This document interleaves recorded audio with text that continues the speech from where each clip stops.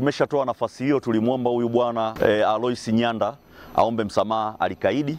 Kwa hiyo hatuna nafasi hiyo tena.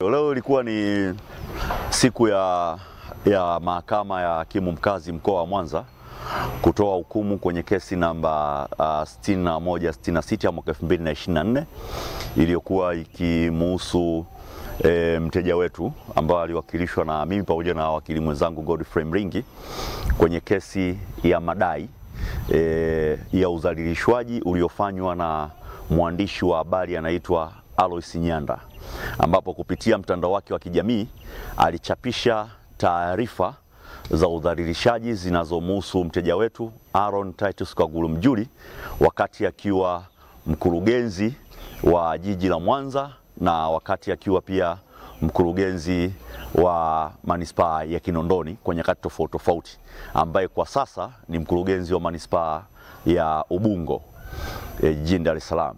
Na katika shauri hilo mahakama imemwamuru Alois Nyanda kulipa fidia ya bilioni 2 shilingi za Kitanzania kwa udhalilishaji aliyoufanya, lakini vile vile kuomba msamaha kwa yale aliyoyachapisha ambayo ni ya uongo, yanaleta fedhea na ni ya udhalilishaji kwa bwana Aaron Titus Kaguru Mjuli ambaye ni mkurugenzi wa manispaa ya Ubungo kwa sasa.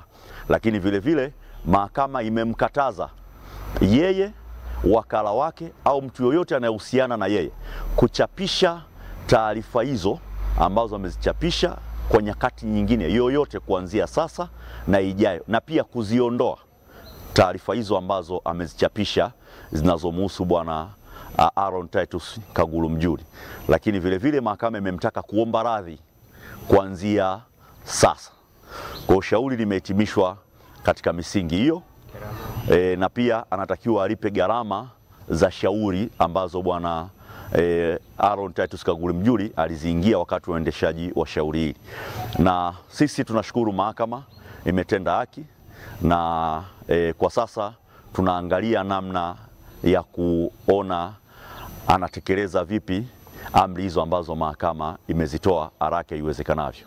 Kama atashindwa, tutaomba utekelezaji, kwa maana ya njia za utekelezaji zinafahamika. Tunaweza tukaomba kukamata mali zake, na kama hatakuwa na mali ya kukamata, basi tuna option pia au tuna chaguo la kumkamata yeye kama mfungwa wa madai vile vile. Utekelezaji unafahamika. Sisi tutaomba utekelezaji haraka iwezekanavyo. Kwa yeye pia anatakiwa alipe haraka iwezekanavyo, na pia na haki zake za msingi anaweza kuzitekeleza kimahakama. Tumeshatoa nafasi hiyo, tulimwomba huyu bwana Alois Nyanda aombe msamaha, alikaidi. Kwa hiyo hatuna nafasi hiyo tena. Kwa sasa focus yetu ni kuona namna gani maamuzi ya mahakama yanatekelezwa.